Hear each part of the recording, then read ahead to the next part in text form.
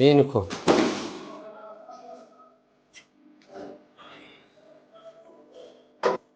እሺ እንግዲህ ያው እዚህ ጋር ፈተና አስቀምጠናታል።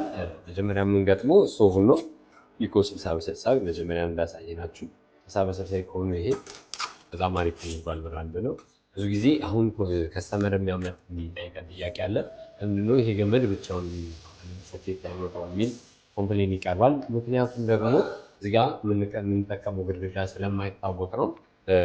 ባለ 3 ከሆነ ራሳችን ባለ 3 ገዝተን እንደገና ደግሞ ባለ 2 ከሆነ ባለ 2 ገዝተን ራሳችን በቀላሉ መጠቀም የምንችለው ነገር ስለሆነ ነው። በተጨማሪ ደግሞ ገመዱን ማለት ማስረዘም ከፈለግን በቀላሉ አስረዝመን እንድንጠቀመው ነው ይሄ ፍሪ እንትን የመጣው ማለት ነው። ያለ ምንም ሶኬት የመጣው ከዛ ነው። እዚህ ጋር እንትን አለ፣ ፖዘቲቭ አለ፣ ኔጌቲቭ አለ። ይሄ ደግሞ እንትን ነው ግራውንድ ነው። ይሄንን እንደዚህ አድርገን በቀላሉ ማሰር እንችላለን ማለት ነው። ይሄንኛው ሶኬታችንን የሚያመው ነው። ነቅለን እናስተካክለዋለን ማለት ነው። ይሄ ፖዘቲቭ ቻርጅ ነው። ይሄ ደግሞ ኔጌቲቭ ወይም ደግሞ ውሃ የሚባለው ይሄ ሰዓት ነው በተለምዶ። ይሄ ደግሞ ግራውንድ ነው ማለት ነው። ስለዚህ ብዙ ጊዜ ሁለት መሰኪያ ስለሚመጣ ሁለቱም ፖዘቲቭ እና ኔጌቲቭ የሚሰካው ማለት ነው። ይሄ ግራውንዱ እዚህ ላይ አይሰካም ማለት ነው። እዚህ ላይ አይሰካም። ግራውንዱ ያው ግራውንድ ስለሆነ ብቻ ተቆጣም ተቀመጥ ተስተካክል።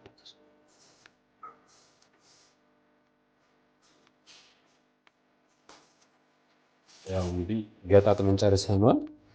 አሁን ቼክ እናደርገዋለን። እቺ ፓርት ማለት የታችኛዋ ነች እቺ። ስለዚህ የታችኛዋን ቼክ እናደርገዋለን። ሙቀቱ መጥቷል ማለት ነው። እቺኛዋ ደግሞ ማለት የላይኛዋ ነች እቺ።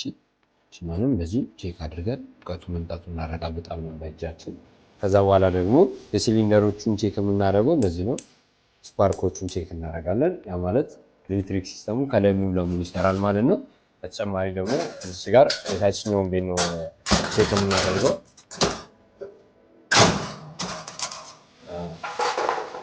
እነዚህ ፓትራዎቻችን ናቸው ሁለቱ። በተጨማሪ ይሄ ደግሞ ግሪል ማድረጊያችን ነው። ይሄ ደግሞ ሮስተር መስሪያችን ነው።